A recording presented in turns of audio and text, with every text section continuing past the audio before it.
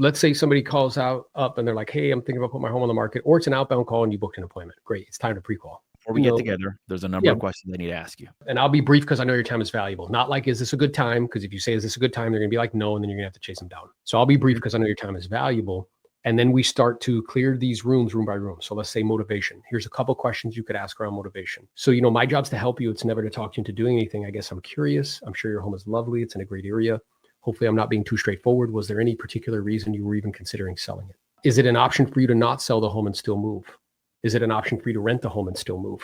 I've only spoken to you. You seem to be excited about making this move happen. Is there anybody else on title, any decision makers, any business partners? And if so, how do they feel about it? So those are examples of questions that you can ask around motivation. And if you ask them, then you're clear and you don't want to move on from it unless you're getting like fierce pushback until you are crystal clear on why they're selling. It always is wild to me, Jose. Like we'll be on calls and people come to us with like these situations. I'm like, okay, well, what's the motivation? And they're like, I don't know. Or it's this. I'm like, okay, is it an option for them to not sell and still move? They're like, I don't know.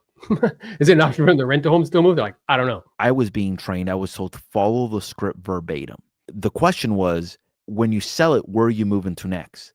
But the problem with that versus this puzzle or this clearing the room idea is all that question really is you're asking for the motivation. So what happens if it's a rental? If it's a rental, are you going to say, hey, when you sell it, where are you moving to next? No.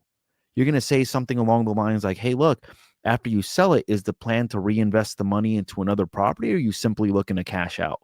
If it's a divorce, has the judge ordered for the sale of the property to be sold? What does the court order say as to how you guys are determining the real estate agent? When you sell it, where are you moving to next? All that question is really asking when you're looking at it is the motivation. In some cases, you might get a little pushback. Like, hey, Aaron, when you sell it, where are you moving to next? I don't think it matters. Okay, not a problem. Just out of curiosity, if you do sell it, is the plan to kind of stay here locally, or are you thinking about moving out of the area? No, we're going to be moving out of the area. Good for you, man. Congratulations. When you say out of the area, are we talking about like outside of Ventura County or outside of California? No, outside of California. Oh my God, I got so many clients that are moving out of California right now. If it's not too personal, you mind me asking, like, which states are you considering? Oh, I'm considering Texas and Arizona. Oh my God, that seems to be the most popular states right now for Californians. If it's not too personal, you mind me asking, like, what is important about moving out to either Arizona or even Texas? Well, I got family out there. Okay, great. Is it an option for you maybe not to sell the property and still make the move out there? Is it an option for you maybe to rent it out and still make the move? So those are all different ways around asking for motivation. And you want to get surgical around that. So then we move on to timing. The timing would sound something like, ideally in terms of what you want, because that's what's most important. How soon would you like for me to have your home on the market for sale? Right? If I was able to help you sell this home in the next 30, 45, 60 days, would that create a problem for you, or would that be okay? You want to gauge, because so many agents go on appointments where they don't ask these questions and they don't realize that these people are 8 months out, 10 months out, 12 months out. They get all their hopes up. They go on the appointment. They get all excited and like, hey, thanks for coming out. And you're like, okay. And you just hope and wish and pray that like maybe they call you back, or maybe they decide to sell and you play this follow-up game over time. And the chances of you listing that property are very, very small. And if you want to do like a low pressure, like timing question, hey, just out of curiosity, like what's an ideal time frame for you to sell this property? Is it like a month? Is it 6 months? Is it 5 years? Is it 10 years? And then if they say like, well, we're thinking like 2 months. Okay. And then just so I'm clear, were you thinking of being on the market in 2 months? Or were you thinking about being done and complete, sold and closed, escrow done, and you have a check in your hand in 2 months? Like which would be your preference? Now, if they say something like, hey, look, we're thinking about being sold in 6 months, and they're like, or we're wanting to be on the market in 6 months, this is kind of where you can kind of sprinkle in a little bit of coming soon campaign to see if that's something that they would consider now prior to them putting on the home on the market in 6 months. So you're almost like sprinkling this idea to be like, hey, look, this is a benefit to you. Is this something that you would consider? I've already signed up 2 listings for January. Yeah. Like they aren't coming on the market till January. That's right. So either you could definitely do the pre-listing thing. That's one strategy you can utilize. And then there's another one where you could say something like, well, let's say that we knew that through no fault of your own or mine, that if you made a decision to wait, it could end up affecting ultimately how much you end up getting, just due to market dynamics and supply and demand in the fourth quarter. do you think you'd be more inclined to wait, or would you be open to moving your timeline up? I think people just imagine it's like, you ask some of those timing questions, that's it. No, like it's getting surgical. So you're crystal clear on what this situation is. For a lot of our elite builders, on some of these topics, we actually have PDFs for you guys, where Mhm. on the motivation, like a 12-page document, it sounds crazy, on all the different ways that you can ask for motivation, timing, pricing. Then we That's move right. on to pricing. And pricing, you want to be intentional and purposeful about how you ask it. We were both trained to ask it in a way that was very like abrasive, like, what price won't you go below? And people are automatically going to get defensive. So instead, you could say something like, my intention, of course, is to help you to maximize value and get top dollar. You strike me to be someone who's pretty savvy. I'm sure you've gone online, seen some of these sites that give estimates of value. So I'm curious, did you guys have an idea at all of realistically what you were thinking in terms of price? And then be quiet. And they're usually going to say like one of two things. They're either going to tell you we were thinking X, or they might be like, well, we're waiting to hear what you want to say. Now, most agents, to Jose's point, they're like, okay, and they move on. No, no, no. We're just going to ask it in a different way. You'd be like, yeah, my intention in asking, just so you know, it's certainly not to be nosy in any way. It's really just to gauge your expectation. It's definitely not going to influence what the marketplace is showing us as reasonable and realistic. Sometimes, I'm not suggesting this is true for you, but just in general, homeowners' expectations aren't in alignment with current market conditions. So I'm just, trying to gauge to see where you're at with that. And I'm looking here at one of these sites to give estimates of value, and it's telling me somewhere around 750.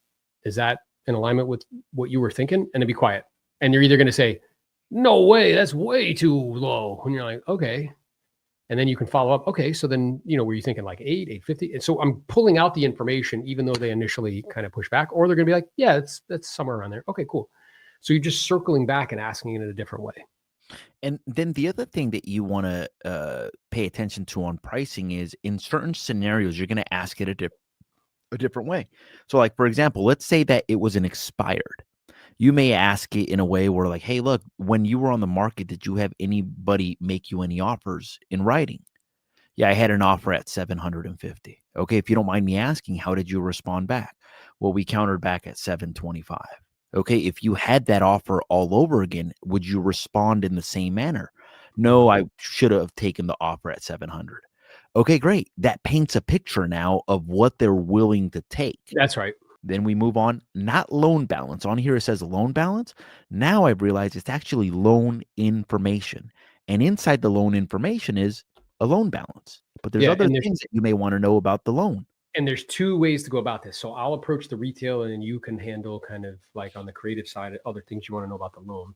But on the retail side, you'd say something like, hey, I'm going to be preparing for you a net sheet so I can show you dollars and cents what the proceeds would be. And in order to do that properly and professionally, I just need like a roundabout, right? Do you know if there's any liens or encumbrances or mortgages? Is there anything still owed on the property? And then be quiet.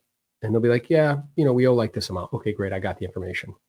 Now, if they push back again, well, why is that important? Well, again, my intention in asking isn't to be nosy. My intention instead is to gather as much information as I can so I can give you a clear picture of equity. For most homeowners, that's very important to them when they're making the decision about the move and how much they're going to be able to take to their next destination. And in order to do that properly and professionally, I just kind of need a roundabout. So you do know roughly how much is still owed on the property. Again, a willingness to push back, right? Where most agents are just like, okay, and they leave it alone. Right now, that's only one piece of information. So the way we were taught is just like, hey, how much do you owe on the property? And people would get defensive when you would ask it that way. So Yep. then we switched that to, hey, look, here's what I want to do next for you. What I want to do next for you is I want to prepare what I call a seller net sheet. The seller net sheet is going to let you know net bottom line, what you can expect to receive at closing after any closing costs or realtor fees. Is there still a balance on the property, or is the property paid off free and clear? And a lot of times they'll be like, oh yeah, it's somewhere around 300,000. Fantastic. That's one way of asking it right there. Now, what I realized by saying loan information is that, hey, like, and you can look this up on the tax record, so you may not even need to ask it.